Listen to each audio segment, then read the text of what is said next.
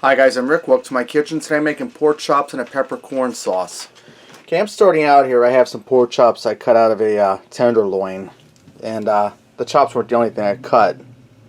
So I have to keep that bandaged for a few days. Now I'm going to go ahead here with my meat tenderizer.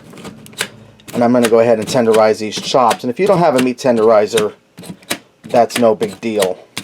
This will just make them nice and tender. I'm going to go ahead and tenderize all of these. Alright, now that my chops are all tenderized, I'm going to go ahead and season them. I'm going to put some salt and pepper on each side of them. And a little bit of onion powder. I don't want to over season them because that there will just alter the taste of our peppercorn sauce, and it just won't be as good that way. And then a little bit of onion powder. You want to go lightly on this, you don't want to go overboard. Okay, now I'm going to go ahead and flip these over and hit the other side. Okay, in a large skillet I have preheated, I'm going to put some olive oil in there. I'm going to probably put about 6 or 8 tablespoons. And you want to try to use cast iron or a stainless steel pan. Steer away from non-stick when you're doing this recipe, because you want to get that goodness on the bottom of the pan as you brown your chops, because that'll help season your peppercorn sauce. Now I'm going to get my chops here. We're just going to brown them. We're not going to cook them through. And after I get these chops all browned up, then I'll be back. Okay, now that my pork chops are all browned and I turn my heat off, I'm going to pull them out and set them aside for just right now. Okay, I have here in a Ziploc baggie roughly about 2 heaping tablespoons of whole peppercorns. I'm going to go ahead in here with my meat tenderizing mallet and lightly crush them up. And you want to use the flat side, not the perforated side or the bumped up side. Alright, I put my pan back on the heat and turn it on medium. Now I'm going to take a little bit of cooking sherry and deglaze this pan. Just a little bit there. You could also use just plain water if you don't have cooking sherry. And I'm just going to scrape the bottom of the pan to get up all that goodness.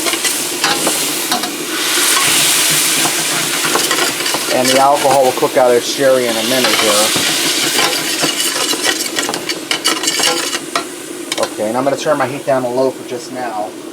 Now I have a 2-cup container of heavy whipping cream. I'm going to add that in there.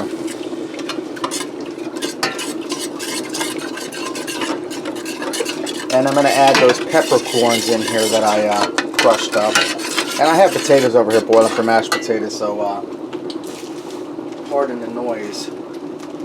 I'm going to go ahead and get my peppercorns in here.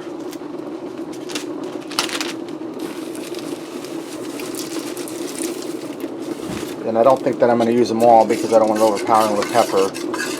Now I'm going to turn my heat up a little bit and bring this up to a gentle boil. And then we'll get those chops back in there and finish cooking. Okay, now that my peppercorn sauce is coming up to a boil, I turned it down to low, and I'm going to go ahead and get those pork chops back down in there, and we're going to let them simmer in there for a few minutes in that peppercorn sauce to finish cooking through. And this sauce will thicken up a little bit. Get off there, guy.